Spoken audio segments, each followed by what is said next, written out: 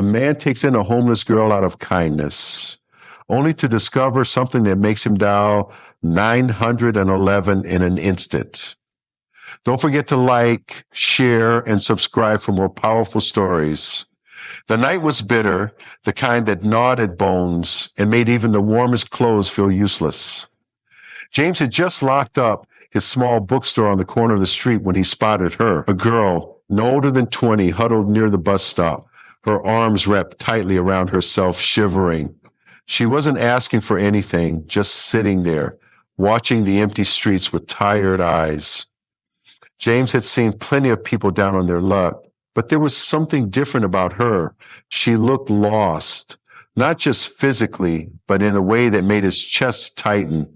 Without thinking much, he stepped forward. "Hey," he called out gently, "you need a warm place to stay?" Her head snapped up, eyes wary but desperate. She hesitated, as if waiting for some hidden catch. James held up his hand, showing he meant no harm. "Just for the night. I have an extra room, and there's some food, too." A long pause, then finally a small nod. Inside his modest apartment, the warmth wrapped around them instantly. The girl, who introduced herself as Emily, kept her arms close to her body, like she was afraid to take up too much space. James handed her a bowl of hot soup, watching as she took small, cautious sips. "How long have you been out there?" he asked. Emily shrugged. "A while." He didn't press. He knew some people needed time before they could open up. Instead, he grabbed an old hoodie from his closet and placed it beside her. "You can take a shower if you want. Might help warm you up." She hesitated again, but eventually nodded, disappearing into the bathroom. James sat back on the couch, rubbing his hands together. He had no idea what her story was, but something told him it wasn't a simple one. The sound of running water filled the apartment, and for a moment, everything felt normal, safe. But when Emily stepped out, towel drying her damp hair, James's eyes caught something that made his stomach drop. A tattoo. Small but distinct. And he knew exactly what it meant. His hands shook as he reached for his phone. 9111. James' thumb hovered over the call button, his breath unsteady. He didn't want to believe it, but there was no mistaking that symbol inked into Emily's skin. He had seen it before, on news reports, on missing posters, on the faces of people who had vanished without a trace. It wasn't just a tattoo. It was a mark, a silent cry for help. Emily noticed his expression change, her body tensing instantly. "What?" she asked, pulling the sleeves of his hoodie down over her wrists, trying to hide it. But it was too late. James had seen everything. "Where did you get that?" His voice was firm, but his heart pounded in his chest. She shook her head, stepping back like a cornered animal. "It's nothing," she said quickly, her voice shaking. "Please, just forget you saw it." James felt the weight of the moment press down on him. Every instinct told him to call, to get help, but the look in Emily's eyes, fear pure and raw, made him pause.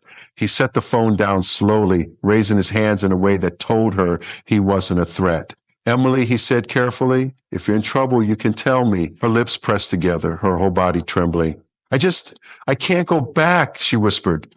"You don't understand. They'll find me." James' jaw clenched. "Who?" She shook her head again, wrapping her arms around herself. "I shouldn't have come here," she mumbled. "I shouldn't have let you help me," James exhaled, running a hand through his hair. He wasn't prepared for this. He had only wanted to help a girl get through a cold night, not stumble into something this big, this dangerous. But now that he had, there was no walking away. "You don't have to run anymore," he said softly. "But I need to know what's going on. That tattoo, it's a sign, isn't it, of something bad?" Emily hesitated. She looked at the door like she was calculating her chances of escape. Then, finally, her shoulders slumped, and she sat down on the couch, burying her face in her hands. "I was taken," she whispered. James felt his stomach turn. "I got away a few months ago," she continued, voice hollow. "They don't let people go. They're always watching, always waiting. I've had to keep moving, stay off the grid. If they find me, they'll..." Her voice cracked, and she pressed her hands against her mouth, holding back a sob. James felt anger bubbling up in his chest, but he kept his voice steady. "They're not going to find you here," he said. "You're not alone in this." Emily looked up at him, her eyes full of doubt. "You don't understand," she whispered. "You just made yourself a target, too." James' blood ran cold, but he didn't flinch. "Then we'll figure it out together," he said. Emily's breath hitched, her hands gripping the fabric of the hoodie like it was the only thing keeping her together. James could see it. She had been running for so long, too scared to stop, too tired to keep going. And now she was here in his living room, terrified that any second the door would burst open and the past she had barely escaped would drag her back. James knew he had to act fast. He grabbed his phone again, but this time he didn't dial. Instead, he looked her in the eye. "Tell me everything," he said. "Who are they? How did you get away?" Emily swallowed hard. She looked like she wanted to keep running, like the walls were closing in. But then something shifted in her face. Exhaustion, surrender. She pulled the hoodie tighter around herself and nodded. "I was taken when I was 16, she said, her voice barely above a whisper. "I don't even remember how it happened, just that one day I was home and the next I wasn't." She took a shaky breath. They had rules. They had control over everything, where we went, what we said, even what we thought. The tattoo, her fingers brushed over it and she shuddered. It was their way of marking us like property. James' grip tightened around his phone. His mind raced, trying to piece everything together, but all he could focus on was the raw pain in her voice. "How did you escape?" he asked. Emily's lips pressed together. "I got lucky. Someone helped me. Someone on the inside. They told me when to run, where to hide. I don't even know their name, just that they risked everything to get me out." Her voice cracked. "I don't know if they made it. I never saw them again." James' chest ached. He had no idea what to say to something like that. Emily wiped at her eyes quickly, as if ashamed of the tears. "I've been running ever since," she said. "I thought maybe, just maybe, I could finally disappear, but they always find people like me." She exhaled sharply. "And now I dragged you into it." James shook his head. "No," he said firmly. "You didn't drag me into anything. I made a choice, and I'm making another one right now." He held up his phone. "I'm calling the police." Emily tensed. "No, you don't understand. They have people everywhere. If you call the wrong person—" James placed a hand over hers, steady but firm. "We're going to do this the right way," he said. "No more running, no more hiding. You're not alone anymore, Emily." Tears welled up in her eyes, but this time she didn't fight them. She nodded just once, and James pressed the call button. The ringing felt like it went on forever. Emily sat frozen, her breath shallow, her eyes locked on the phone like it might explode in James's hand. He could feel her panic, the way her whole body braced for something terrible. 911, what's your emergency? James tightened his grip. "I have someone here who needs help," he said, keeping his voice steady. "She's in danger." Emily's fingers dug into her sleeves, her whole body trembling. James reached out, giving her a small nod, just enough to remind her she wasn't alone. "Can you tell me your location?" the dispatcher asked. James hesitated. What if Emily was right? What if the wrong people heard about this call before the right ones did? But he couldn't back down now. He rattled off his address, his heart pounding. "Is the person with you safe right now?" James looked at Emily. She was shaking, but she was here, alive. "She is," he said, "but we don't have much time." The dispatcher's tone changed, more serious now. "Officers are on their way. Can you stay on the line?" Before James could answer, Emily grabbed his wrists. "Wait." Her voice was urgent, almost desperate. Ask if Officer Reynolds is on duty."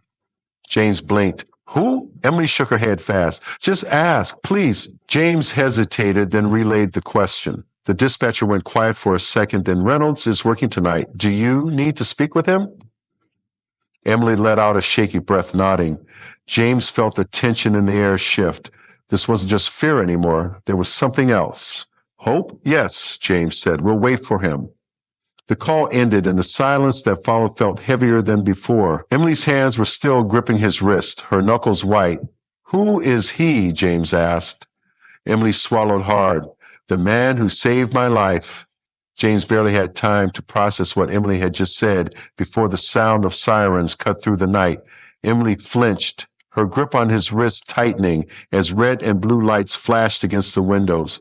For a split second, she looked like she was about to run. "Emily, it's okay," James said quickly. "You said you trust him, right, Officer Reynolds?" She nodded, but the fear in her eyes didn't fade. A sharp knock hit the door. James exhaled, then stood up, glancing back at Emily before unlocking it. The second the door opened, two officers stepped inside, scanning the room with practiced caution. One of them, a tall man with tired eyes and a sharp jawline, stopped the moment he saw Emily. Emily? His voice was rough, disbelieving. Emily's breath hitched. Reynolds. Her voice broke. In 2 steps, Reynolds closed the distance between them, kneeling down to meet her at eye level. I thought you were gone, he said, his voice softer now. We looked for you. We never stopped looking. Emily's hand shook as she reached for him, like she needed to make sure he was real. I couldn't come back, she whispered. I was scared. Reynolds nodded like he understood. You don't have to be scared anymore, he said. You're safe now. James watched as Emily finally let go of the weight she had been carrying, collapsing into Reynolds' arms, sobbing into his shoulder. The officer held her steady, murmuring quiet reassurances that she wasn't alone, that it was over. James let out a breath he hadn't realized he was holding. He had no idea what came next, what Emily would have to face, what kind of justice was waiting on the other side of all this. But one thing was clear. She wasn't running anymore. And for the first time in a long time, she wasn't alone.